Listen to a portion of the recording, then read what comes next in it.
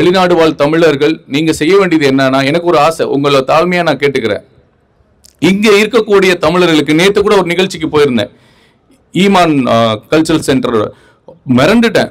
அவர் யாசின்னு சொல்லிட்டு ஒரு நண்பர் அண்ணன், கிட்டத்தட்ட 5000 பேத்துக்கு வந்து டெய்லி நோன்புக்கான எல்லா விஷயத்தையும் கொடுக்குறாங்க. இங்க தமிழர்களுக்கான எல்லா பிரச்சனையும் அவர் எடுத்துட்டு போய் அங்க உண்மையா இருக்கும் பட்சத்தில் அந்த அந்த அந்த நீதி வாங்கி கொடுத்து அந்த தமிழர்களுக்கு துணையா இருக்காங்க. நாட் ஒன்லி தமிழர்கள், யாரா இருந்தாலும் உதவி செய்யறாங்க. ஸோ அதை கேட்கும் போது கிட்டத்தட்ட 50 வருஷமா செஞ்சுட்டு இருக்காங்க. எனக்கு தெரியாது, இங்க வந்ததுக்கு அப்புறம் தான் தெரியுது. ஆனா அந்த ஈமான் கல்ச்சர் சென்டருக்குமே ஒரு பிராண்ட் இல்லை. ஆனா நம்ம தமிழக வெற்றி கழகத்துக்கு ஒரு பிராண்ட் இருக்கு. நான் அது குறைச்சி மதிப்பிடல. இங்க எந்த ஒரு விஷயமா பண்றதா இருந்தாலும் ஒரு பிராண்ட் தேவைப்படுது, ஒரு நம்பிக்கை. பிராண்ட்னா நம்பிக்கை, ஒரு நம்பிக்கை தேவைப்படுது, ஒரு முகம். இந்த முகம் நல்லது பண்ணும், இந்த முகம் வந்து நம்ம மக்களை ஏமாத்தாது, இந்த முகம் வந்து இந்த மண்ணை ஏமாத்தாது அப்படின்னு. அப்படி ஒரு முகம் தான் இப்போ யாசின் அண்ணாக்கு இருக்கு, தளபதி விஜய் அண்ணாவுக்கு இருக்கு, உங்க எல்லாருக்குமே இருக்கு. நம்ம எல்லாம் வளர்ந்தாதான் நம்ம நாடு வளர்ச்சி அடையும். நம்ம நாடு வளர்ச்சி அடைந்ததான் மக்கள் சந்தோஷமா இருப்பாங்க. அதுக்காக என்ன சொல்றேன்னா, வெளிநாடு வாழ் தமிழர்கள் நீங்க இங்க இப்ப தமிழக வெற்றி கழகத்தை அண்ணனுடைய முகம், இந்த ஒரு முகம் போதும் எவ்வளவு நம்பிக்கையை கொடுக்கும் அப்படின்றத நீங்க போக போக பார்க்க போறீங்க.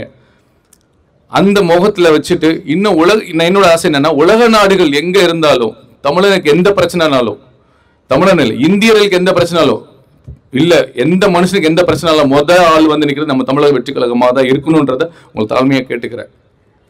இது இது ஏன் அப்படி சொல்றேன்னா, நான் கத்தார்ல ஒரு 1 இயர் வேலை பார்த்தேன், குவைத்ல ஒரு 3 மாசம் வேலை பார்த்தேன், பிரான்ஸ்ல ஒரு 2-3 இயர்ஸ் வேலை பார்த்தேன்.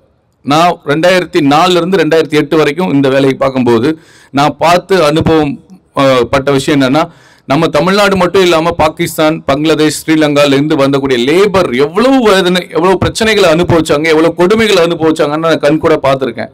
இன்னமும் சில கொடுமைகள் நடந்து கொண்டுதான் இருக்கு. அதுக்கு காரணம் நம்ம அந்த பர்டிகுலர் பர்சன்ஸ் நம்ம வெளிநாடு போகணும் மட்டும்தான் நினைக்கிறாங்க ஒழிய இங்க வந்து என்னென்ன ரூல்ஸ் இருக்கு, என்ன பிரச்சனைகள் இருக்குன்றத தெரிய மாட்டேங்குது.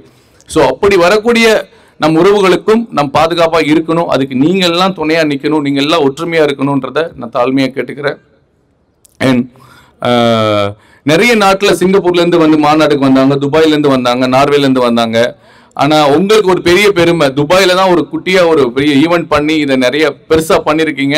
ஸோ உலக நாடுகள் மத்தியில் துபாய் தமிழக வெற்றி கழகம் இன்னைக்கு ஒரு மிகப்பெரிய நிகழ்வு நடத்தியிருக்கு. நான் இந்த நிகழ்வை இன்றைய இரவு அண்ணன் விஜய் அவர்களுக்கும் பொதுச் செயலாளர் ஆனந்த் அண்ணனுக்கும் நான் தெரிவிச்சிடுறேன்.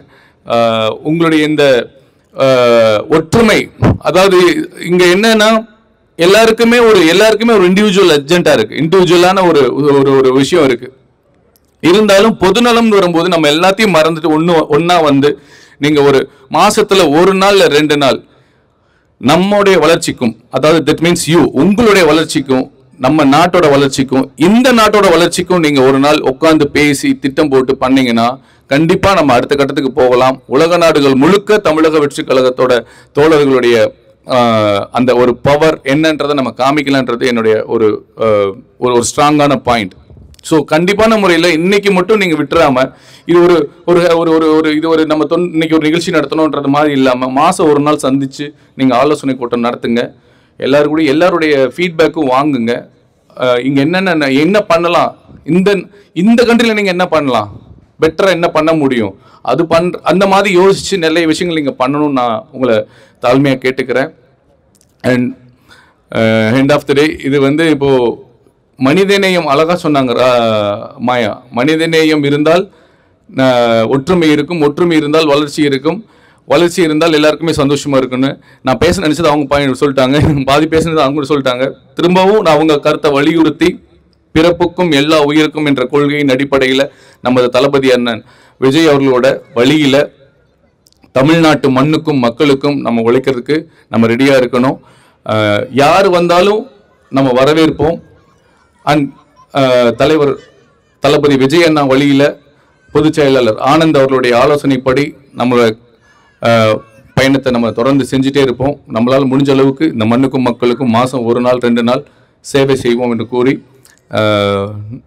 நல்லதே நினைப்போம், நல்லதே விதைப்போம், நல்லதே நடக்கும். நன்றி, வணக்கம்.